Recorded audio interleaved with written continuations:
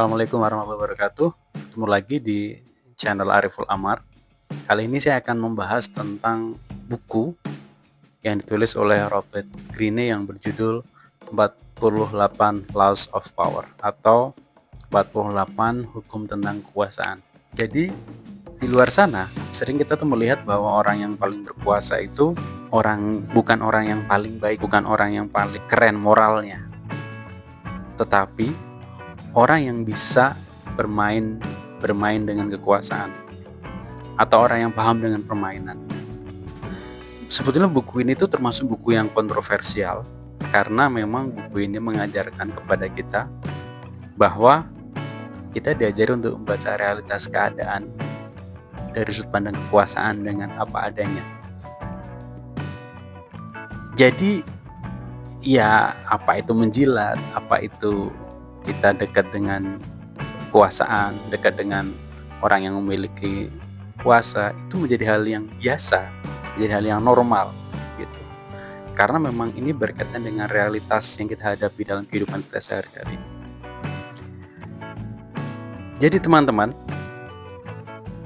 buku ini tuh merangkum dari 3000 tahun kekuasaan, yang mana dalam sejarah itu ada beberapa tokoh yang sering kita dengar. Yang pertama ada Machiavelli, tokoh dari Italia, yang mana Machiavelli ini adalah salah satu tokoh tentang ilmu politik, yang mana ya orang ketika menghalalkan segala cara dalam berpolitik bisa dikasih julukan Machiavellis gitu ya.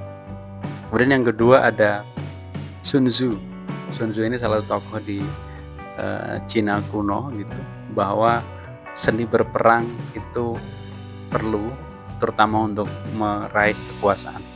Ada Napoleon, bangsawan dari Prancis, dan sampai tokoh-tokoh modern lainnya.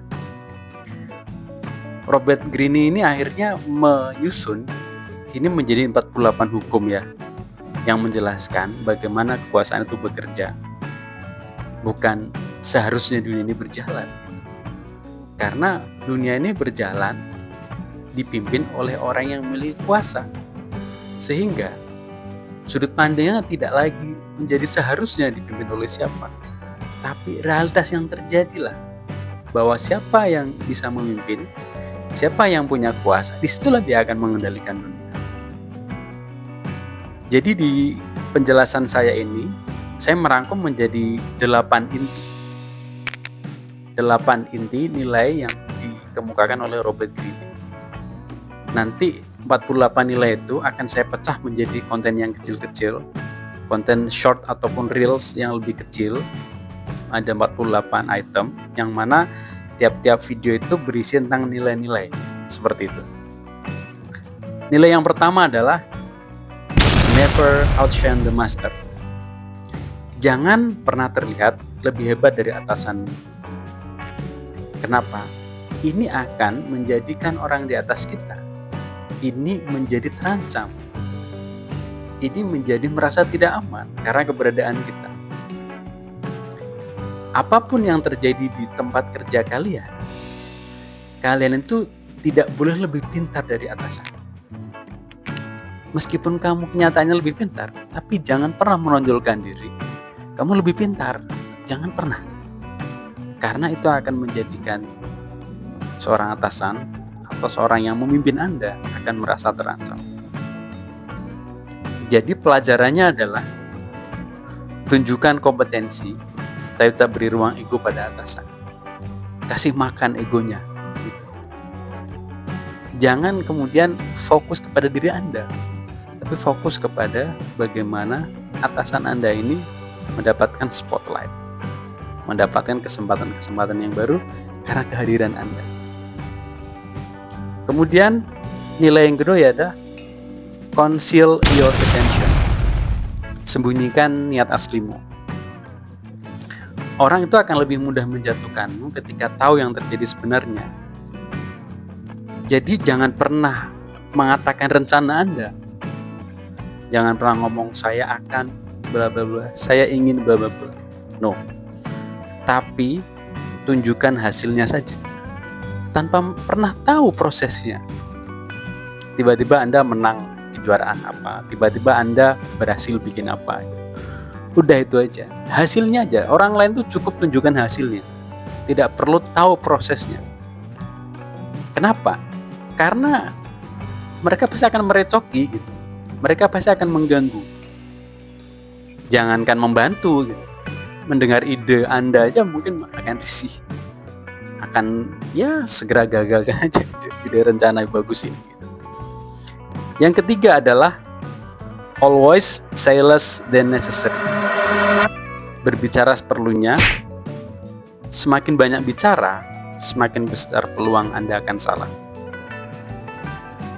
Orang-orang pemimpin besar yang berwibawa itu tidak banyak bicara, tidak banyak cakap, wahfifu wasweswos gitu, tidak banyak melakukan olah-olah kata, tapi menggunakan kata-kata itu seperlunya, difikirkan dengan matang apa yang diucapkan, apa yang akan disampaikan itu benar-benar hal yang penting. Jangan kemudian mengumbar kata, jangan mengobrol kata yang pada intinya, pada ujungnya akan mengobrol janji-janji dan kata-kata manis. Dan biasanya orang sedang bahagia itu akan mudah mengubah janji gitu. Dan pada saat dia kondisi kepepet gitu, lupa semuanya. Yang keempat adalah so much depends on reputation. Ingat, reputasi adalah modal segalanya. Sekali rusak, itu sulit sekali diperbaiki. Sekali kuat, ia akan bekerja untuk. Di dunia pendidikan dan birokrasi itu penting, terutama berkaitan dengan kepercayaan orang. Jadi jangan pernah Anda menggadaikan kepercayaan atasan Anda hanya sebuah kenikmatan yang sesaat. Contoh, Anda diberi pegangan ATM keuangan kantor Anda. Anda dipercaya untuk membelanjakan A, B, C, D. Anda tahu jumlah saldonya ada berapa. Lalu Anda mencoba main-main dengan keuangan itu, ingat, integritas Anda sedang dipertaruhkan di sini. Maka berhati-hatilah. Nilai yang kelima adalah court attention at all costs. Perhatian adalah mata uang. Orang yang tak terlihat tidak akan pernah berpengaruh. Ini bukan pamer ya, tapi bargaining, positioning. Sekarang tuh zaman konten. Eranya era sosial media. Kalian bikin karya, punya ide, dan berkontribusi. Jadi bukan untuk kemudian hahihi aja, tapi untuk kemudian menunjukkan diri kita kepada orang lain bahwa kita ini mampu, bahwa kita ini sanggup, berkompetensi untuk bisa membuat sebuah karya dan inovasi. Yang keenam adalah win through actions, never through argument. Menangkan dengan hasil, bukan dengan debat. Ini relate dengan poin yang kedua. Fokus pada hasil, teman-teman. Jadi, kalian itu kembali kepada hasil, itu akan menunjukkan siapa diri Anda. Bukan dengan berdebat. Ingat, hindari perdebatan dengan siapapun. Lebih baik kamu mengalah dalam argumentasi. Tetapi, kamu memenangkan dalam sebuah karya. Itu jauh lebih penting. Poin yang ketujuh adalah make others do the work, but take the credit.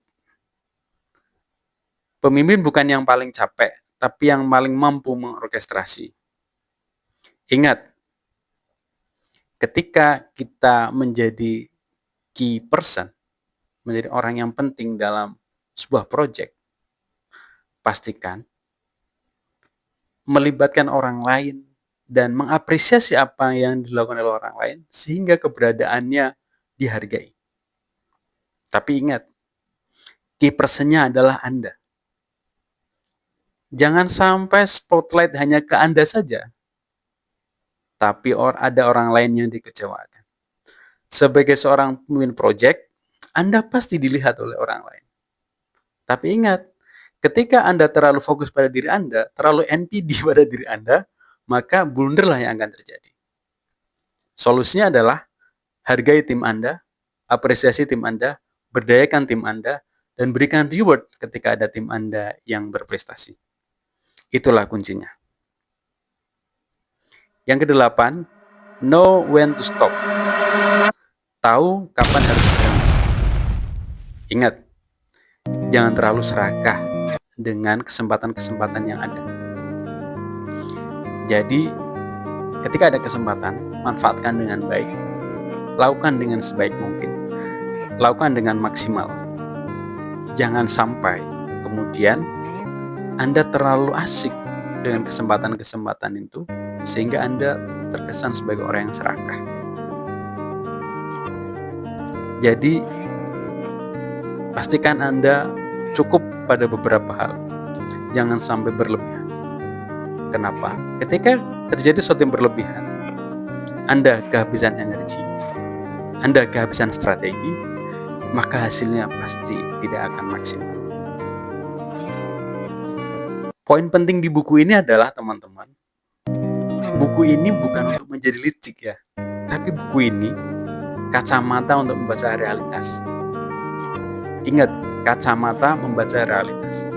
Bahwa apa yang terjadi dalam sekitar kita, semua bertumbuh pada power. Semua bertumbuh pada kekuasaan. Hari ini kita tahu, politik itu bagian dari kekuasaan. Bagian dari seni untuk mencapai kekuasaan. Sejatinya, kekuasaan yang baik adalah dihasilkan dari proses politik yang bersih, proses politik yang indah gitu. Tapi kan realitasnya nggak selalu seperti itu. Ya, politik itu terkesan kotor, terkesan kejam, terkesan keji gitu. Tapi itulah realitas, teman-teman. Sehingga apa yang perlu kita lakukan adalah membaca realitas dengan sebenar-benarnya. Jangan sampai kemudian kita terlihat terlalu idealis, tapi kita tidak memahami apa yang sebenarnya terjadi. Pada intinya adalah kekuasaan ini bukan soal untuk menjatuhkan orang lain, tapi memahami manusia, struktur dan momentum. Gunakan pengetahuan ini, teman-teman, untuk bertahan, berkembang, dan tetap bermoral. Pesan saya satu, jika teman-teman ingin lebih lengkap terkait dengan buku ini, saran saya buku ini dibaca jangan cukup sekali, tapi berkali-kali. Satu pelajaran Anda lakukan evaluasi. Dua pelajaran Anda lakukan evaluasi. Terus lihat perkembangannya, dan ketika selesai menghatamkan buku ini dalam kehidupan nyata, lihat apa yang terjadi dalam hidup Anda. Terima kasih. Sekian dari saya. Assalamualaikum warahmatullahi wabarakatuh.